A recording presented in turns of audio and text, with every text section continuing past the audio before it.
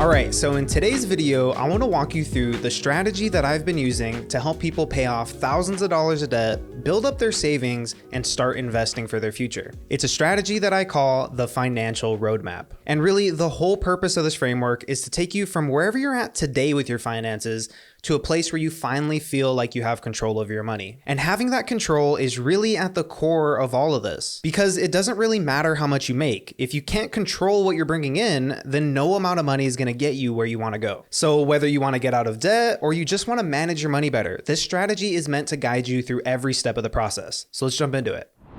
Alright, so the financial roadmap is really a strategy that I've been refining over the last couple of years. My wife and I have had success with it, and more importantly, the people I work with have been having a ton of success with this plan. Now, just to give you some context for what this strategy can actually do, I just want to quickly share two success stories I've had with some clients of mine. So the first story I want to share is about David. When I first started working with David, he had about $10,000 worth of credit card debt, not a whole lot of money in his savings, and almost nothing saved for retirement. Now, the two biggest problem areas that David had expressed was that he didn't feel like he was making any progress towards paying off his debt. And more importantly, he didn't feel like he had a plan for his money or really any sense of control over it. And honestly, the biggest part for him was saying to himself, I'm tired of feeling like this, and I'm ready to make the changes to get to where I want to go. So we got David started on the financial roadmap. And the first part of that was really digging into his spending so we could get him on a solid budget and figure out how much of his income we could free up to start making progress. And so from his roughly $4,000 monthly take-home pay, we freed up about $900 per month,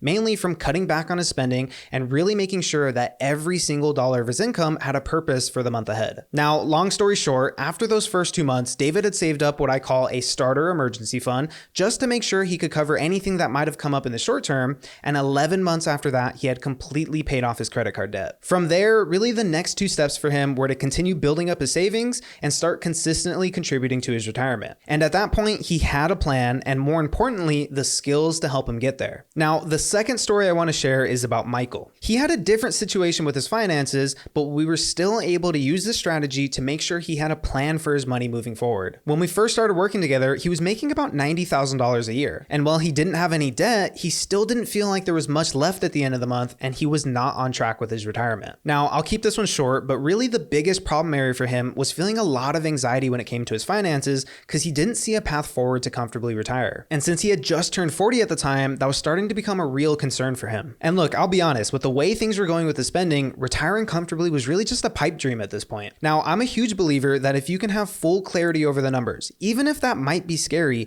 it's really the only way you can start to find a path forward. So we laid out the numbers to show him that if things continued the way they were going, retiring comfortably in the next 20 years was going to be next to impossible. But once we got him into the financial roadmap, and again, really started to dig into his spending and get him on a solid budget, we put together a plan for him to start heavily investing for retirement. Now, after a couple months of really refining his budget and his spending, he was able to start putting away $1,400 per month for retirement. And when we use tools like a compound interest calculator, we could see that over the course of consistently investing for 25 years, he could retire at 65 with nearly $1.2 million.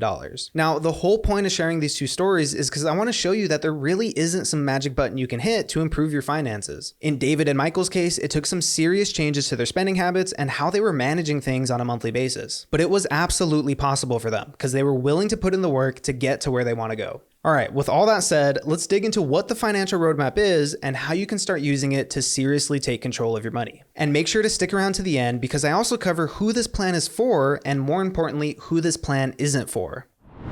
Now, I like to break this down into 3 phases: building your foundation, optimizing for growth, and planning for the future. So what does it mean to build your foundation? Paying off debt, building up your savings, planning for retirement. None of that stuff happens if you can't get full clarity over your finances and start to put together a solid plan for managing your money effectively on a monthly basis. Building your foundation is really about digging into the numbers and seeing where your biggest problem areas are. Where are you wasting money month to month that we can fix and start freeing up some funds to make progress? But it's also about getting super clear on what the goal is with your finances. Where do you want to go? If you don't have a super super clear picture of what you want the future to look like, then any progress you try to make is going to keep you spinning your wheels. That's why I see so many people feeling like they aren't getting anywhere month to month, because they know they want things to get better, but they don't have a vision for what that exactly looks like. Once you're super clear on the goal, then fixing those problem areas in your spending is a whole lot easier, because you can look at every single expense for the month and ask yourself, is this getting me closer to where I want to go, or am I just wasting money? From there, you can start to put together a really solid budget that gets you on track with hitting your goals. You do that by organizing your expenses from most important down to least important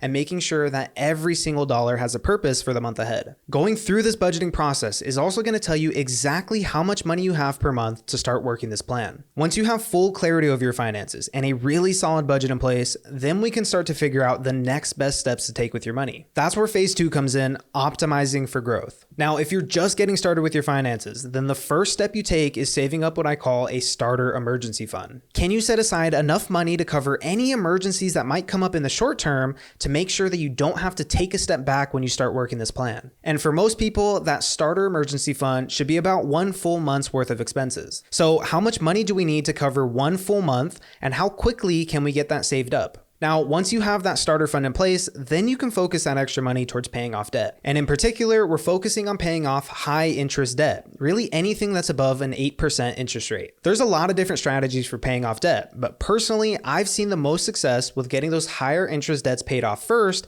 especially if those are credit card debts. In most cases, those are the debts that are really hurting you on a monthly basis. And if we can start to get those monthly payments out of your life, then we can free up a ton of income to start making even faster progress. But I want to be fully transparent with you here. If you're in debt, this is probably going to be the step that you spend the most time on. But the good news is how quickly you can get through this step isn't just about how much money you make. It's more about how much you can increase the gap between what you earn and what you spend. The more you can increase that gap by getting on a solid budget and really managing your spending, the faster you can get those debts paid off. Now, once you get all of those high interest debts paid off, again, really anything above an 8% interest rate, then you can start splitting your focus with moving forward. So the last 2 steps in this phase of optimizing for growth are saving up a fully funded emergency fund and getting on a plan to pay off those lower interest debts early. Now, when you saved up that starter emergency fund, the goal was to save about 1 full month's worth of expenses. But now the goal is to save up about 3 to 6 months worth of expenses. That's really going to make sure that whenever an emergency comes up, whether it's with your car, your job, or your family, you have the funds to cover it. But we're also going to be splitting our focus with paying off any lower interest debts, anything below an 8% interest rate. Now, when it came to that high interest debt, especially if it was credit card debt, the goal was to get that paid off as fast as possible. That's why you focused all your extra money on getting that paid off. But when it comes to lower interest debts, the goal is to just get on a plan to pay that off sooner. Can we make a few extra payments per year, or maybe pay a little extra per month to get those debts paid off sooner than if we were to just make the minimum payments? You don't want to completely ignore these debts, but you also want to make sure that you have room in the budget to focus on the other important areas of your finances. Now, once you've worked through those first 2 phases, you can move into phase 3 of planning for the future. At this point, you've put in the hard work, you've gotten your debts paid off, you've built up a solid savings, and now you can focus on putting that money towards your vision for the future. There's really only 2 steps in this phase. Can you get on a solid plan to start investing and secure your retirement? And can you start planning for some of those other long-term financial goals? Now, when it comes to retirement, I could spend a whole hour talking about this, but it really boils down to just one question. How much do I need to be investing on a monthly basis to make sure I can retire comfortably? And honestly, that number is going to look different for every person. How many years do you have before retirement? What kind of lifestyle are you trying to fund? And what do you want your retirement to look like? Answering those questions can help you figure out how much you need to have saved, which we can use to work backwards into the monthly contribution you need to be making. From there, like I said, the other step is looking at those other financial goals you want to hit before retirement and figuring out how we can incorporate them into the plan. Do you want to travel more? Do you want to buy a home? Do you want to fund your kids' education? Really anything that's important to you that you want to start planning for. And regardless of what the goal is, they're all going to have that financial aspect to them. So the last step in this is making sure that we're incorporating that financial aspect into the plan moving forward. Okay, I know that was a ton of information, but I really wanted to lay it all out for you so you know exactly what the financial roadmap can help you accomplish. Now, the last thing I wanted to touch on is who this plan is for, and more importantly, who this plan isn't for. So if you're asking yourself, can this really work for me? Here's a few ways you can answer that. This plan is for you if you're sick and tired of constantly feeling like you can't make progress month to month. You're fed up with the way things are going and you want something different. This plan is also for you if you're looking for a way to actually take control of your income. You know that what you're doing right now isn't working and it's got to change. And last, this plan is for you if you're ready to make the changes to finally feel confident about the future when it comes to your money.